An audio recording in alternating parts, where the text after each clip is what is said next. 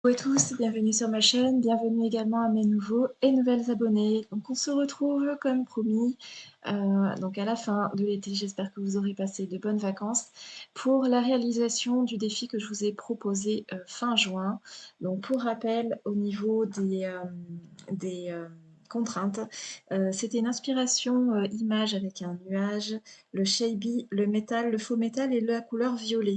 Alors pour le métal, j'ai choisi de travailler sur une boîte en métal, donc ce sera mon support, ce sera une boîte altérée.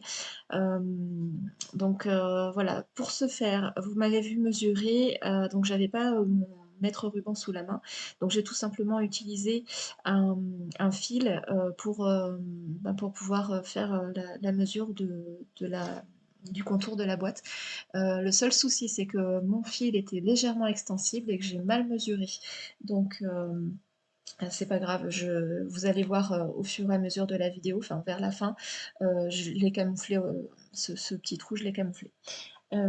Donc voilà. Concernant la technique, enfin la technique, l'inspiration image, j'ai choisi de d'utiliser la technique aquarelle que Pink Lola a fait sur sa chaîne. Je vous mettrai dans le i en haut à droite le lien direct vers la vidéo en question, où elle proposait en fait de faire des nuages à l'aquarelle. Donc là, je suis en train de réaliser mes couleurs en fait, dans les teintes de violet. Alors j'ai mis du violet, du parme, de la couleur un peu lavande, un violet qui tire un peu sur le bleu, un violet qui tire sur le rose. Enfin, vous verrez, il y a quand même euh, plusieurs couleurs différentes. C'est assez intéressant. J'ai vraiment adoré réaliser cet ensemble de nuages. C'est vraiment assez sympathique à faire. Je trouve que je suis de plus en plus à l'aise dans l'aquarelle. Mais bon, je pense que c'est pour tous et à force de faire qu'on arrive à obtenir des résultats satisfaisants. Donc voilà, ça répond donc déjà à 3 critères. Concernant le faux métal, je vous montre plus tard le petit embellissement que j'ai fait. Et au niveau du shabby, ça se passera essentiellement sur le couvercle de la boîte. Euh, voilà, j'ai essayé de rester le plus pastel possible au niveau du violet, mais c'est vrai que bon, j'aime bien quand même les petites couleurs un peu peps. Donc voilà, vous me direz ce que vous en pensez, si j'ai bien respecté les 5 consignes du challenge. Voilà, qu'est-ce que je peux vous dire d'autre? Oui, j'ai utilisé, vous le voyez à l'écran, la palette aquarelle de chez Prima, où j'ai déjà un violet dessus. Et après, j'ai tout simplement fait mes mélanges. Alors, vous m'avez vu faire avec plusieurs couleurs. Alors, j'ai mélangé du rose avec du bleu. Des fois, j'ai rajouté une petite teinte de jaune. Enfin, j'ai vraiment, comment dire, j'ai pas suivi alors mon nuancier, si au départ pour les couleurs de départ, pour les différents types de violets, et après je me suis laissée porter par les couleurs. Euh, donc voilà. Au niveau du pinceau, alors j'ai utilisé un pinceau, je crois, de chez Action. Je crois que c'est normalement prévu pour l'acrylique, mais je suis plutôt à l'aise en fait avec ce pinceau, donc j'ai utilisé celui-ci pour faire mes nuages. Euh, Vous allez voir un peu plus tard ce que j'ai utilisé d'autre comme tampon. Et puis après, je vous montre aussi les embellissements que j'ai choisis pour faire le couvercle. Et puis voilà, ben ça sera tout, hein. Ça va être assez vite fait, il n'y a vraiment rien d'exceptionnel. Mais voilà, j'étais bien contente de réaliser ce petit défi. Donc, si le concept vous plaît, dites-le moi en commentaire. Et puis, on se retrouvera pour un nouveau tirage au sort en fonction de si ça vous plaît ou non. Pour ne pas rendre la vidéo trop longue, j'ai terminé la colorisation des nuages hors caméra. Je vous ai montré le résultat. Mais j'ai pas fini de travailler donc mon fond de page. J'ai sélectionné un certain nombre de pochoirs que je vous ai rapidement montrés à l'écran et après je viens donc les appliquer avec, les petites brosses. Alors les petites brosses, ce sont les petites brosses de maquillage qu'on trouve, chez Action et franchement, j'ai pas essayé avec, les vraies, on va dire, mais je trouve que celles-ci, me correspondent plutôt bien donc je les préfère même, aux mousses, que j'utilisais depuis pourtant des années.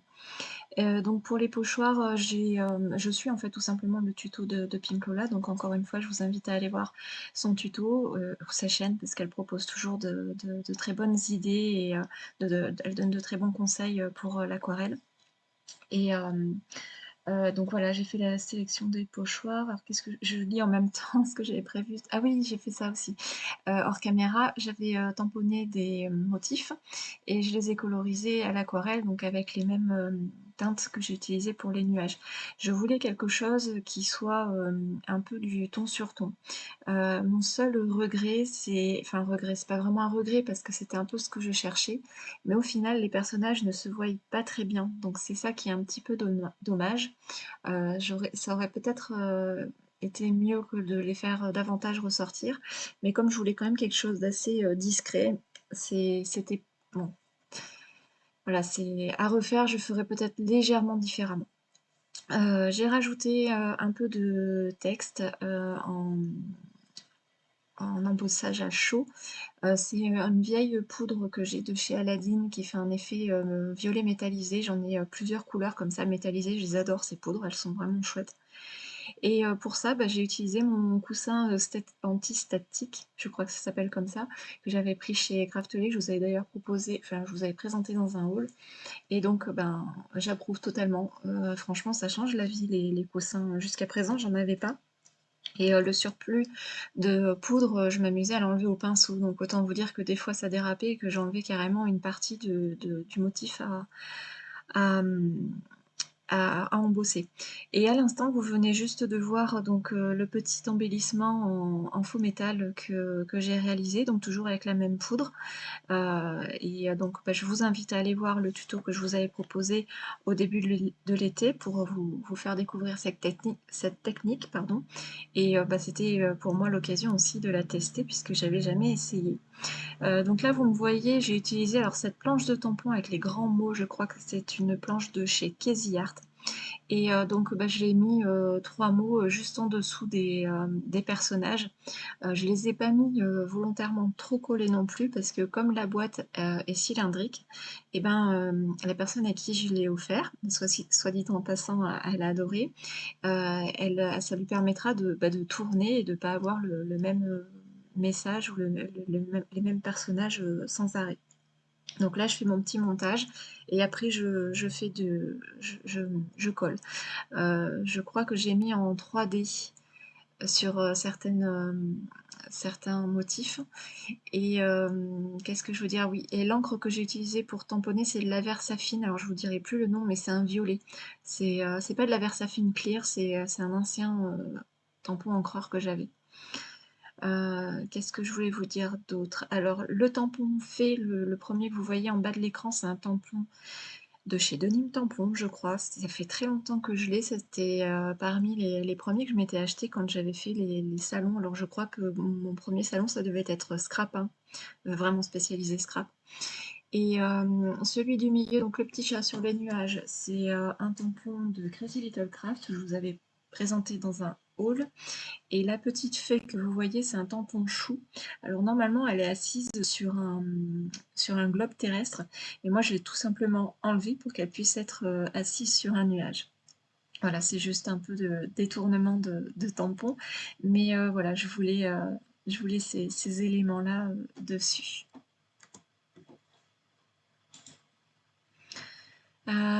Qu'est-ce que je peux vous dire d'autre? Oui, donc j'ai utilisé le scotch moquette, vous savez, de chez Action. Donc je l'aime bien en fait, et ça me permet vraiment de pouvoir d'être sûre que ça colle parce que il est vraiment bien cet adhésif-là. Après, je vais faire un petit, comment dire? Un petit aparté. Pour rebondir sur ce que tu disais Sandrine, je te fais un gros bisou au passage, de la chaîne Sandodel, qui disait que parfois quand elle enlevait la protection, ça se déchirait mal et du coup c'était difficile à enlever et je confirme, c'est vrai que par moment, je sais pas pourquoi, c'est tellement bien collé que, ben, parfois la protection elle s'enlève pas facilement. Je vous le dis, souvent dans mes vidéos pour le j'utilise, assez souvent du double face. Là, c'était un peu obligatoire, étant donné que mon support est en métal, donc j'avais peur que le juste la colle, ça suffise pas. Puis de toute façon, à maintenir, collé, ça aurait été, trop compliqué. Et donc, quand, j'utilise, ces doubles faces,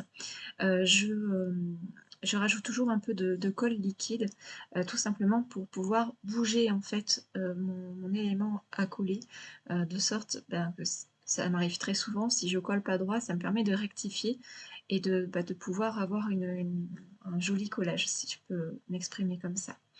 J'aime beaucoup aussi, vous me voyez faire, alors j'utilise un stylo, très fin de chez Faber-Castell, c'est un stylo, en couleur un peu bleu nuit. Pour refaire une finition en fait tout un petit cadre en fait tout autour. Alors il y a juste sur le côté de la largeur ou de la hauteur en fonction de ce qu'on peut voir, où j'aurais pas dû le mettre parce qu'en fait je viens camoufler, vous allez le voir avec les photos, avec un bout de masking tape, étant donné, comme je vous avais montré en début de vidéo, que mon papier était trop court, j'avais fait une mauvaise mesure en fait avec le fil. Voilà, donc on arrive à la fin de la vidéo. J'espère que ça vous aura plu.